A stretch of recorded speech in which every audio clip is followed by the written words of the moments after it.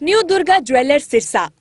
खारिया वाले प्रभुजी सोनी व पीली मंदोरी वाले सज्जन सोनी का भारत सरकार द्वारा मान्यता प्राप्त मशहूर hallmark jewellery showroom new Durga jewellers Parshuram Chowk Sirsa. अधिक जानकारी के लिए संपर्क करें 9813932001 या 9466697217। नमस्कार, स्वागत आपका के हरियाणा पे। मैं हूं आपके साथ रमेश जाखड़।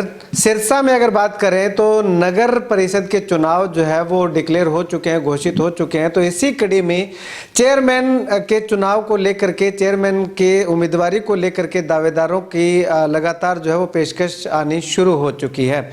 2 मार्च को जो है वो चुनाव होंगे और 2 मार्च से पहले पहले जो है वो अगर बात करें तो अभी प्रत्याशी घोषित होने हैं तमाम पार्टियों के द्वारा।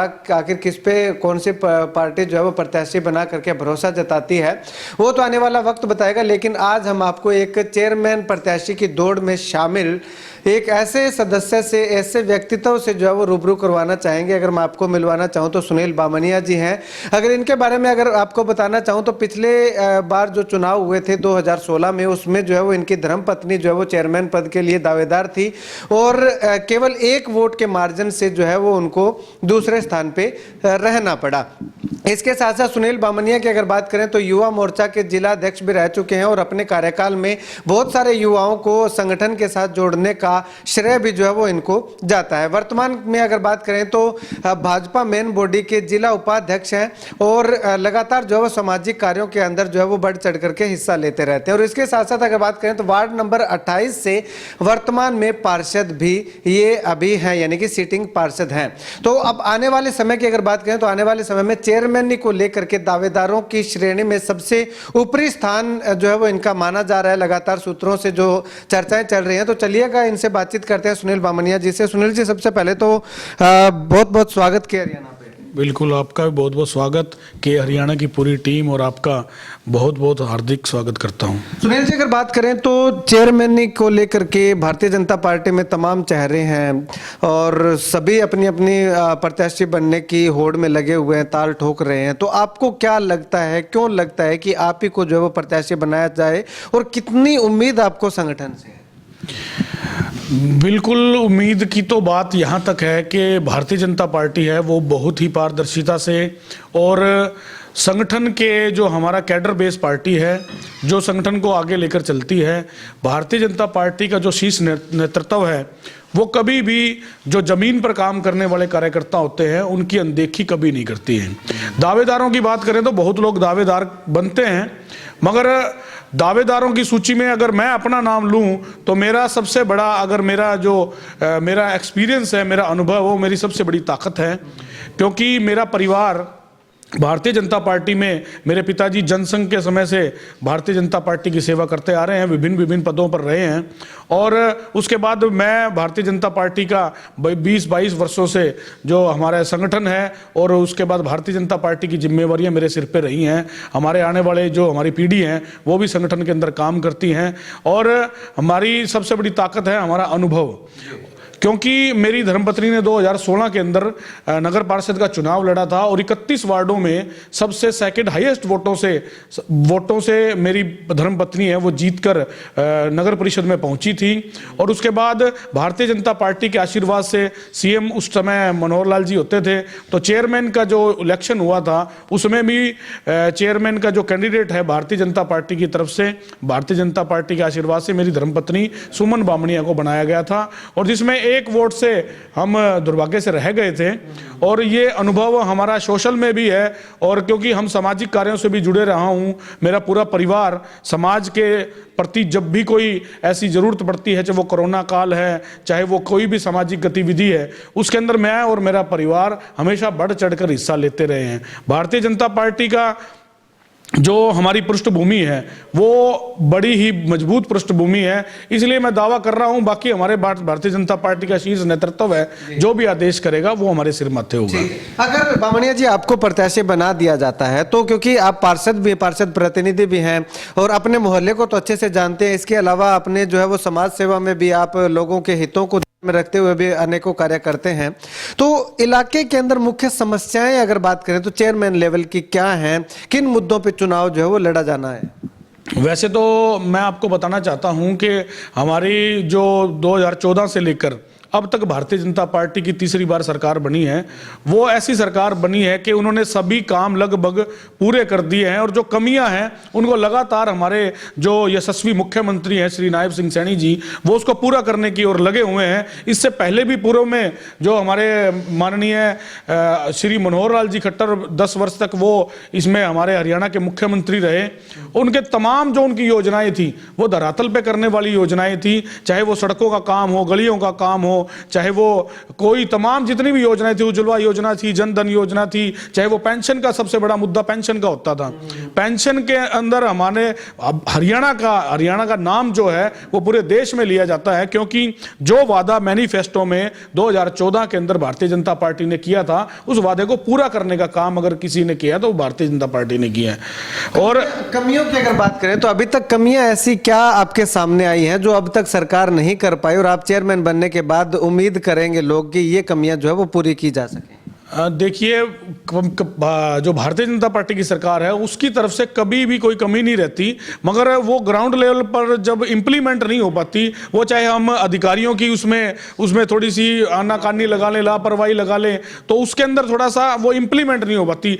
परंतु हमें सबको और जनता को भी ये विश्वास है कि भारतीय जनता पार्टी का जो शीर्ष नेतृत्व है, सरकार है, नायब सैनी जी हैं, सीएम साहब है, उन्होंने इतना पैसा भेजा है और वो पैसा अगर धरातल पे लगता है तो वो बहुत ही लाभदायक रहता है। और बाकी जो थोड़ी मोटी कमियां हैं, कोई 10-20% कमी है जो सिरसा लेवल पर हैं, उस कमियों में को हम उसको पूरा करने का मैं प्रयास करूंगा। और यहाँ पर सबसे बड़ी समस्या जो यहाँ पे हमें सिरसा में रहती है, जो सिरसा के अंदर जो सिरसा का रोडी बाजार है, सिरसा का सदर बाजार है, भादरा बाजार है, जो मेन बाजार है, उसके अंदर ट्रैफिक की बहुत समस्या रहती है, जाम लगा रहता है। उसके लिए उसको निजात दिलाने के लिए यहाँ पे एक मल्टी स्टोरी पार्किंग का निर्माण होना बहुत जरूरी है। वो मेरी प्राथमिकता में है कि वो मैं प्रयास करूंगा, अगर भारतीय जनता पार्टी मेरे को अपना आशीर्वाद देती है तो मैं अगर चेयरमैन बनूंगा तो मेरा ये काम प्राथमिकताओं में से सबसे नंबर 1 पे रहेगा। और जो सफाई का व्यवस्था है, उस सफाई की व्यवस्था को भी ठीक करने का पूरा प्रयास किया जाएगा, क्योंकि कर्मचारियों की कमी है। सीएम साहब से मैं गुजारिश भी करूंगा कि जो कर्मचारियों की संख्या बढ़ाई जाए, और कर्मचारी अगर बढ़ेंगे तो सफाई व्यवस्था स्वाभाविक रूप से वो सफाई भी रहेगी। और गलियों का जो निर्माण है वो लगभग यहाँ पे 10-20% कोई बकाया है, उसको भी हम पूरा करने का काम करेंगे।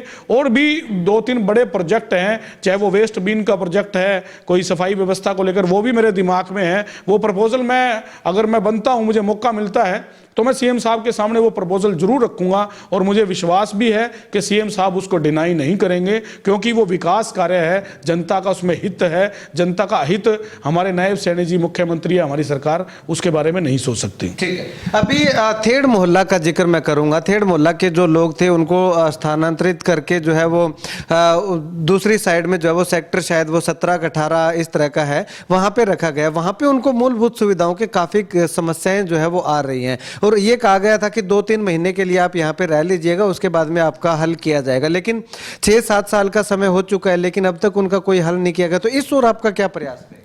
वो बात आपकी बिल्कुल सही है कि वहाँ पर उनको स्थानांतरित किया गया था, और वहाँ पर जो भी सुविधाएं हैं वो देने का प्रयास कर रही है सरकार, चाहे वो हमारा पब्लिक हेल्थ का डिपार्टमेंट हो, चाहे वो म्यूनसिपल कमेटी का हमारा ऑफिस हो, वो सारी तमाम सुविधाएं उनको देने का प्रयास किया है। और उसके साथ साथ जो हमारी मुख्यमंत्री की आवास योजना है और जो प्रधानमंत्री आवास योजना है, उसके तहत भी उनको वहाँ पर प्लाट आवंटित करने का काम लगातार चल रहा है। जो लोग उसमें अप्लाई कर रहे हैं उनको वो प्लाट मिल भी चुके हैं, और अभी कुछ थोड़े दिन बाद मुख्यमंत्री जी भी उसकी घोषणा करने वाले हैं, 100-100 गज के प्लाट, और उनके अंदर अगर वो अप्लाई करेंगे तो उनको भी उसका लाभ स्वाभाविक तौर पे मिलेगा। ठीक है, नशे को लेकर के सुनील जी अगर बात करें तो नशे का पूरा बोलबाला, काफी युवा जो है वो नशे की गिरफ्त में आते हुए दिखाई दे रहे हैं। किसी भी तरह से जो है वो लाखों प्रयास करने के बावजूद भी नशे पे अंकुश नहीं लग पाया। तो आपकी क्या रणनीति रहेगी ताकि युवाओं को नशे से बाहर निकाला जा सके?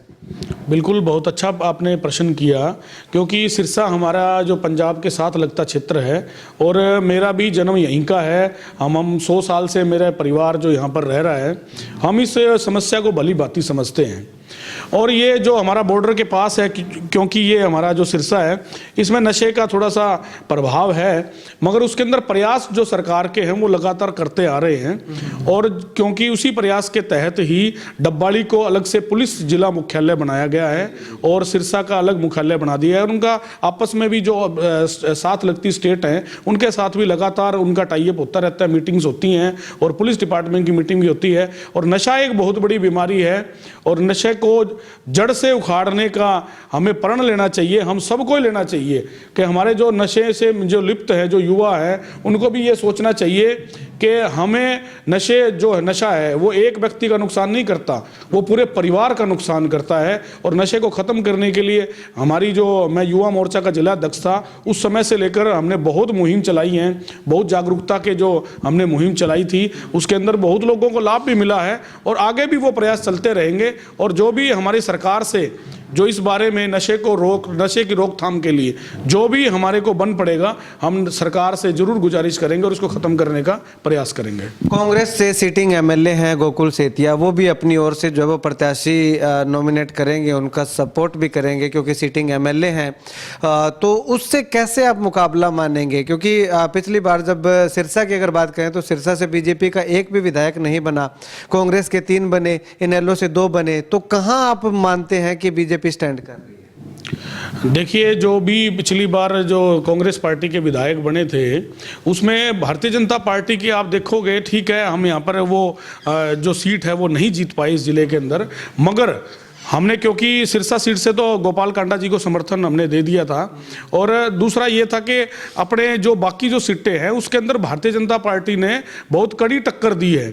जो अगर वोट प्रतिशत की बात करें तो वो बहुत अच्छे वोट लेकर वहाँ पर हमारे कैंडिडेट रहे हैं। और बाकी सरकार के अंदर ये कई सीटें ऐसी थी जो कांग्रेस पार्टी है, वहाँ पे उनके बड़े बड़े दिग्गज नेताओं को भारतीय जनता पार्टी के एक आम कार्यकर्ता ने उसको हराने का काम किया है। कांग्रेस पार्टी का जहाँ तक जिक्र है, कांग्रेस पार्टी चाहे किसी को भी अपना उम्मीदवार बना के यहाँ पर सिरसा में खड़ा करती है, उम्मीदवार बनाती है, तो उसका मुझे नहीं लगता कि यहाँ की सिरसा की जनता है उसको कोई खास तवज्जो देने वाली है। क्योंकि कांग्रेस ने हमेशा ही इस देश का नुकसान किया है, हरियाणा का नुकसान किया है। जो भूपेंद्र सिंह हुड्डा थे या पूर्व में जो भी सरकारें रही हैं, उन्होंने कोई बेसिकली काम ऐसे कुछ नहीं किए थे जिससे एक आम जो पब्लिक है उसको उसका लाभ मिल सके।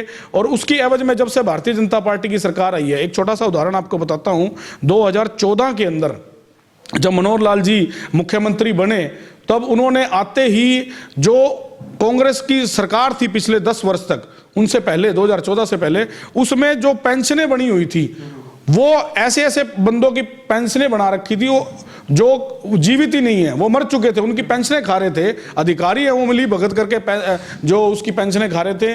जो मुझे इस बात में भी कोई झिझक नहीं है कहने में, उस समय एमसी भी थे कई, वो मिलकर अधिकारियों के साथ मिलकर उस पेंशनों का खाने का काम करते थे। ऐसी 4 लाख बोगस पेंशनें वो मनोहर लाल खट्टर जी ने अपनी आते ही उन 4 लाख बोगस पेंशनों खत्म करने का काम किया और सीधी हमारे जो लाभार्थी थे, जो जिनको पेंशन मिलने वाली थी, उन लाभार्थियों के खाते में वो पेंशन डालने का काम किया था। तो वो भारतीय जनता पार्टी की सरकार थी। कांग्रेस पार्टी का सुपड़ा साफ हो चुका है। आप देख सकते हैं अभी चुनाव हुए हैं दिल्ली के अंदर, अभी 8 तारीख को उसका रिजल्ट भी आने वाला है, सब लोग एग्जिट पोल भी देख रहे हैं, उसके अंदर सुपड़ा साफ हो चुका है। कांग्रेस की पार्टी हो चाहे कोई अन्य दल हो, भारतीय जनता पार्टी का इस समय कोई सानी नहीं है। और भारतीय जनता पार्टी पूरे बहुमत के साथ सिरसा नगर परिषद का और पूरे हरियाणा में जहां जहां भी स्थानीय निकाय के चुनाव हो रहे हैं वो सारे के सारे चुनाव जीतने का काम करेगी, इसमें कोई अतिशयोक्ति नहीं है। अभी गोपाल कांडा का जिक्र किया, हालांकि भारतीय जनता पार्टी के साथ समर्थन में थे और अब भी जो है वो लगातार चर्चाएं चल रही है कि भाजपा के साथ समर्थन में है, लेकिन कहीं ना कहीं वो भी तो चाहेंगे कि उनका जो कोई प्रत्याशी है जिसको चेयरमैन के रूप में जो चेयरमैन प्रत्याशी बनाया जाए, उस कड़ी में आपका क्या रवैया रहेगा? ऐसा है जी, ये भारतीय जनता पार्टी का शीर्ष नेतृत्व का ये निर्णय रहेगा। भारतीय जनता पार्टी का जो कैंडिडेट जो भी होगा वो भारतीय जनता पार्टी का शीर्ष नेतृत्व उसको घोषित करेगा और भारतीय जनता पार्टी ही चुनाव लड़ेगी। भारतीय जनता पार्टी क्योंकि कमजोर नहीं है, किसी की बैसाखियों की जरूरत नहीं है। बाकी गोपाल कांडा जी है, उनका समर्थन हमेशा भारतीय जनता पार्टी के साथ रहा ही है और जो भी है वो भारतीय जनता पार्टी का शीर्ष नेतृत्व तय करेगा। मुझे नहीं लगता कि भारतीय जनता पार्टी कोई अपना उम्मीदवार ना उतारे या कोई ऐसा कुछ होगा, ऐसा नहीं हो सकता। ठीक है, लोगों से अंत में क्या अपील करेंगे? बस मैं सिरसा की जनता जनता से हाथ जोड़कर ये विनती करता हूं, निवेदन करता हूं कि भारतीय जनता पार्टी की सरकार हमें यहाँ जो छोटी सरकार जिसे बोलते हैं नगर परिषद की, उस नगर परिषद की छोटी सरकार को बनाने का काम करना चाहिए। मेरा निवेदन है, हाथ जोड़ के विनती है, क्योंकि प्रदेश के अंदर भी भारतीय जनता पार्टी की सरकार है और केंद्र में भी भारतीय जनता पार्टी की सरकार है। अगर हमें दोनों जगह सरकार हमारी ऊपर है तो यहाँ पर नगर परिषद में जब तक सरकार बीजेपी की नहीं बनेगी तब तक जो हमारे विकास कार्य हैं वो थोड़ी धीमी गति से चल सकते हैं। तो मेरा निवेदन है कि वो हम सब यहाँ की जनता से अपील करता हूं कि वो भारतीय जनता पार्टी के, चाहे वो नगर पार्षद का चुनाव लड़ रहे हैं, चाहे वो चेयरमैनी का कोई भी उम्मीदवार बनता है, उसको जिताने का काम करना चाहिए और ट्रिपल इंजन की सरकार यहाँ पर बने, ऐसा प्रयास करना चाहिए, ऐसे मैं अपील करता हूँ। ठीक है, शुक्रिया बातचीत के लिए। तो सुनील बामनिया को लेकर के, और ये जो पार्षद रहे हैं, इनकी धर्मपत्नी पार्षद रही हैं और एक वोट से पीछे चेयरमैनी के पद से जो वंचित रह गई थी, तो इस दौरान ये जो जितना भी समय अंतराल गया है, इस दौरान इनका क्या कुछ कार्यकाल रहा है, इन्होंने अपने वार्ड के अंदर कितना काम किया है, कैसा विकास करवाया है, वो कमेंट सेक्शन में कमेंट करके जरूर बताइएगा। और सुनील बामनिया को लेकर के आपकी क्या राय है, क्या इनको भारतीय जनता पार्टी की ओर से चेयरमैन पद का प्रत्याशी जो है वो बनाया जाना चाहिए या नहीं बनाया जाना चाहिए, कमेंट सेक्शन में कमेंट करके जरूर बताइएगा। आपकी राय बहुत ज्यादा